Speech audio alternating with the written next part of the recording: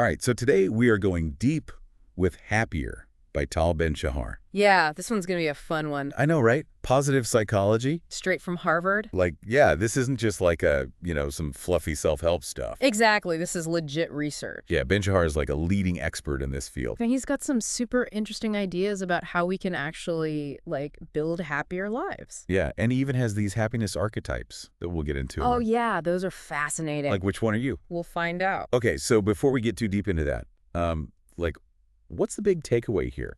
What's Ben-Shahar's core message when it comes to happiness? Well, he's really challenging that traditional idea of happiness being some distant destination, you know?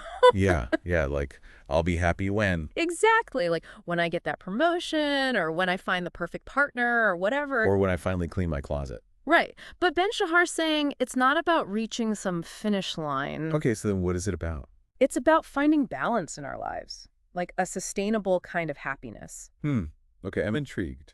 So imagine a seesaw. Right. Okay, I'm picturing it. He says we need both pleasure and meaning to make that seesaw work. Oh, interesting analogy. Yeah, so on one side, we've got pleasure. Right, those immediate joys. Those good vibes, like that first sip of coffee in the morning. Oh, yes. Or like a good laugh with friends, you know? Yeah, those little moments that just make you feel good. Exactly. Yeah. But those are fleeting, right? Yeah, they don't last forever. So if we're only chasing those quick hits of happiness, the other side of the seesaw, meaning stay stuck on the ground. Okay, so it can't just be about, chasing fleeting pleasures. Right. We need that deeper sense of purpose, too. So it's about doing things that feel worthwhile. You got it. Things that align with our values. Feeling connected to something bigger than ourselves. Exactly. It's about living authentically, in a way that feels true to who we are. I like that. Living authentic. So sustainable happiness, then, is about finding that sweet spot. Where we're enjoying the ride and feeling like our journey has purpose. You nailed it.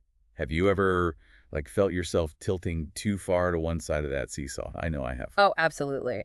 And Ben-Shahar has this really insightful framework for understanding those different approaches to happiness. Oh, yeah, you mentioned this earlier, the happiness archetypes. Yeah.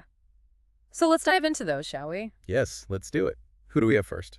Well, first up is the rat racer. Always on the go, always striving for that next goal. I think we all know a rat racer. Right. Always working, always pushing, but never really stopping to, smell the roses. That's a powerful image. Do they ever actually feel happy? That's the thing. They might achieve a lot. They'll be super successful. Yeah, but they're often sacrificing their present happiness for those future rewards. And they could totally burn themselves out in the process. Exactly. So it's all about finding that balance. Okay, so then on the other end of the spectrum, is that where the hedonist comes in? You got it. The hedonist is all about pleasure. Living in the moment. Indulging in those feel-good experiences. That sounds fun, in moderation, right? Mm-hmm. But is there a downside? Well, the thing is, that constant pursuit of pleasure can actually lead to a lack of meaning and purpose. So they might be having a blast in the short term. Right. But it can lead to feeling empty or lost in the long run. So even too much of a good thing can be, not so good. Exactly. It's all about balance again. Okay, so who's our next contestant in this happiness game show? Next up is the nihilist, and this one's a bit heavier. Ooh, okay, I'm listening. The nihilist has kind of given up on finding happiness. Whoa, that's heavy. What could lead someone to that point? Well, it could be past hurts, disappointments, Yeah, life can be tough. Or maybe they just feel like nothing really matters, in the grand scheme of things. Yeah, I could see how that would lead to a sense of hopelessness. Yeah, it's tough. But hopefully they can find their way back to a more hopeful outlook. I hope so, too. Okay, I'm ready for a happier archetype now. Who's our final contender? Drum roll, please. It's the happy person. Haha, finally, someone who's figured it all out. What's their secret? Well, it's not really a secret formula or anything. Okay, so what is it then? They've just figured out how to balance enjoying the moment while also pursuing goals that align with their values. So they're not just bouncing between fleeting pleasures or Right. grinding away towards some distant goal. Exactly. They found that sweet spot. They're living intentionally. And they're appreciating the journey while keeping their eyes on the horizon. So they're probably pretty good at bouncing back from challenges too, right? You bet. They understand that setbacks are a part of life. Yeah, nobody escapes those. And they've developed resilience and self-compassion. Those seem like pretty essential skills for everyone, honestly. Oh, absolutely. Resilience is that inner strength. That helps us get back up when we fall down. Exactly. It's like a muscle that gets stronger the more we use it. So the more challenges we face, the more resilient we become. Yeah, it's about developing that mental and emotional toughness to handle those curveballs. And what about self-compassion? What does that look like in practice? Self-compassion is like that inner cheerleader, that supportive friend we need during those tough times. So instead of beating ourselves up when we make a mistake, Yeah, we can offer ourselves kindness and understanding. treat ourselves the way we would treat a good friend. Exactly. We're all human. We all mess up sometimes. It's about being kind to ourselves even when we don't feel like we deserve it. Yeah, and you know what? Self-compassion actually helps us build resilience, too. Oh, interesting. I hadn't thought about it that way. Yeah, it gives us that space to learn from our mistakes and move forward without getting bogged down in self-criticism. Okay, I'm starting to see how all of these pieces fit together. The balancing act of pleasure and meaning, the importance of resilience and self-compassion. It's like building a toolkit for a happier life. I like that, a happiness toolkit. Yeah. But, like, how do we actually use these tools? I'm ready for some practical strategies. Well, luckily Ben-Shahar has a bunch of those, too. Awesome. Let's hear them. One of the most powerful practices he talks about is gratitude. Okay, gratitude. Does that mean I need to start a gratitude journal? A journal can be helpful, Yeah, I've heard of those. but it's not the only way to practice gratitude. So what's the key here? It's about regularly taking time to appreciate the good things in your life, Even the small stuff. especially the small stuff. Like what?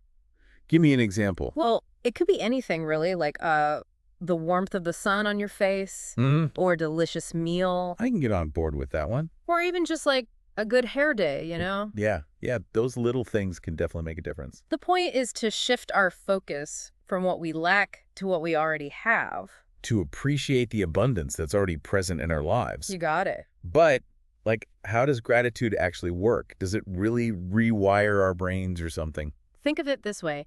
Every time you express gratitude, You're basically training your brain, to focus on the positive. like building a muscle. The more you use it, the stronger it gets. Exactly. And research has actually shown that this shift in perspective can have a huge impact on our overall well-being.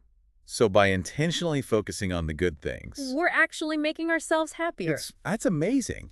So I should be, like, actively looking for things to be grateful for. Exactly. And the more you practice, The more those positive thoughts and feelings become a natural part of who you are. yeah, it's like rewiring your brain for happiness. Okay, I'm convinced. Practice gratitude is going on my to-do list today. Great. But wait, what other strategies does Ben-Shahar suggest? I need more tools for my happiness toolkit. Well, he talks a lot about goal setting. Okay, yeah, goal setting. That's like a classic self-improvement topic. But it's not just about setting any old goal. So it's not just about, like, writing down a bunch of stuff we want to achieve. Right, it's got to be more than that. What's the key then? It's about setting goals that are aligned with our values. So our goals should actually reflect what's important to us? Yeah, like what do you actually care about? So if my goal is to, like, climb Mount Everest, Okay. but I actually value, like, spending time with my family, Right. those two things might be in conflict. Exactly. So how does climbing Mount Everest actually bring you closer to what you value? Yeah, that's a good point.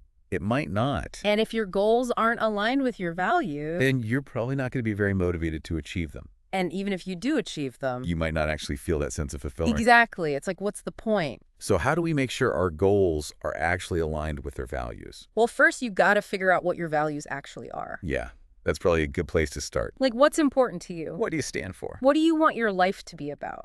Once you have a clear sense of your values. Then you can start setting goals that are in line with those values. Okay, that makes sense. But it's not like we set a goal and then never think about it again, right? Yeah. Right.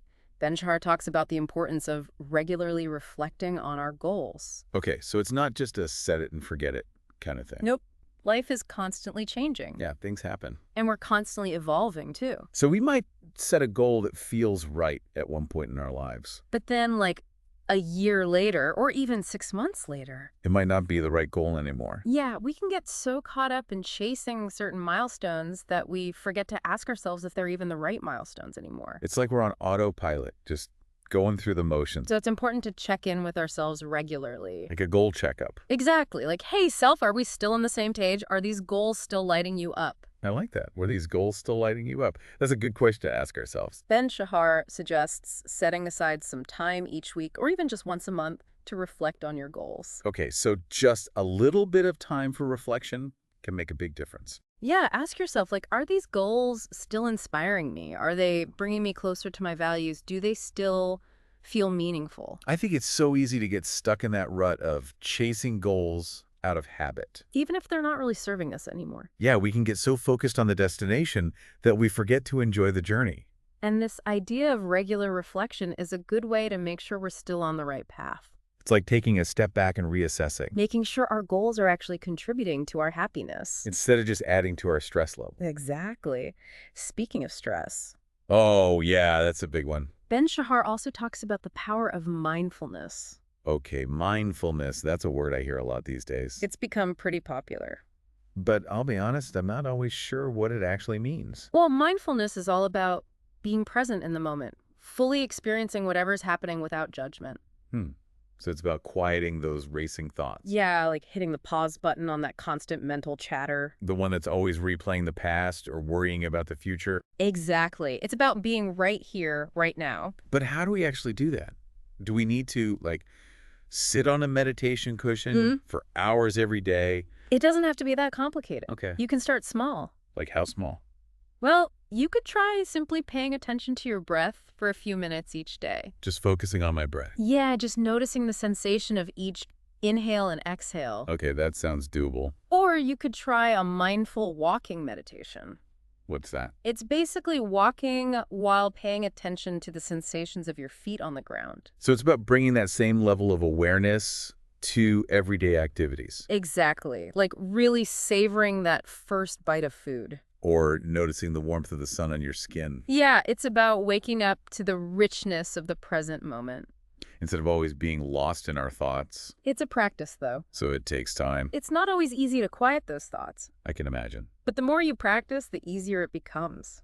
I think the challenge for a lot of people is like that inner critic. You know, that voice that tells us we're not doing it right or that we're not good enough. Yeah, I know that voice all too well. That's where self-compassion comes in. Ah, so self-compassion can help us with mindfulness. Exactly. Mindfulness helps us become more aware of our thoughts and feelings without judgment. So we can observe those thoughts without getting caught up in them. And that allows us to cultivate a more compassionate and understanding attitude towards ourselves. So instead of beating ourselves up for having those thoughts, We can simply acknowledge them and let them go. treat ourselves with the same kindness we would offer a good friend. Exactly. It's about recognizing that we're all perfectly imperfect human beings doing the best we can. And that's more than enough. Yeah, it really is. Okay, I'm starting to see how all of these concepts work together. They're all interconnected. Gratitude, goal setting, mindfulness, self-compassion. It's like building a toolkit for happiness. I like that. A happiness toolkit. And remember, it's not about being perfect. So if I, forget to practice gratitude one day, or my meditation practice gets derailed, It happens. it's not the end of the world. Not at all. It's about progress, not perfection. So it's about being kind to ourselves.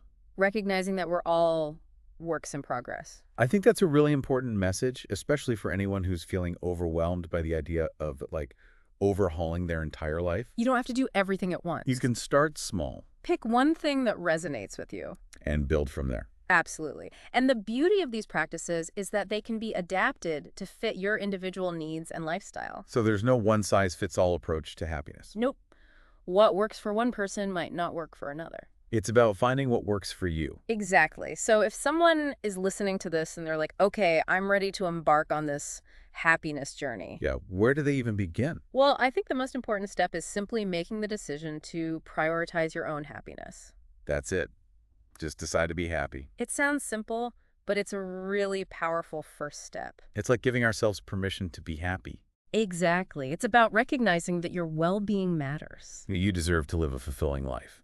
And once you've made that commitment, Then you can start exploring the practices we've discussed. see what resonates with you, Maybe it's starting a gratitude journal or setting aside time for mindfulness. or revisiting your goals to make sure they're still aligned with your values. Yeah, and it's okay to start small. Even 5 minutes of gratitude journaling, Or a short mindful breathing exercise. those can make a difference. Absolutely. Small, consistent actions over time create lasting change. That's encouraging. It's not about making these grand Think about gestures, those little everyday actions. weaving these practices into the fabric of your life. And I bet as you start to incorporate these practices, You might be surprised by the ripple effects they have on other areas of your life. oh yeah, like what? Well, your relationships might improve. Okay. You might feel more energized and productive at work. Uh-huh. You might even find that you're more resilient in the face of challenges. So it's not just about our own personal happiness. It's about creating a positive ripple effect that spreads outwards. So by taking care of ourselves, We're actually taking care of those around us, too. happiness is contagious. That's a great way to put it. And as we wrap up this deep dive into happier, Yeah, I'm feeling happier already. I'm left with one final thought-provoking question for our listeners. If you could, wave a magic wand and just be one of those happiness archetypes right now, which one would you pick? And maybe more importantly, what's one tiny thing you could do, like today, to move a little closer to that happy person way of being? Ooh, that's a good one to sit with. I think we should all take some time to reflect on that. See which archetype we identify with most.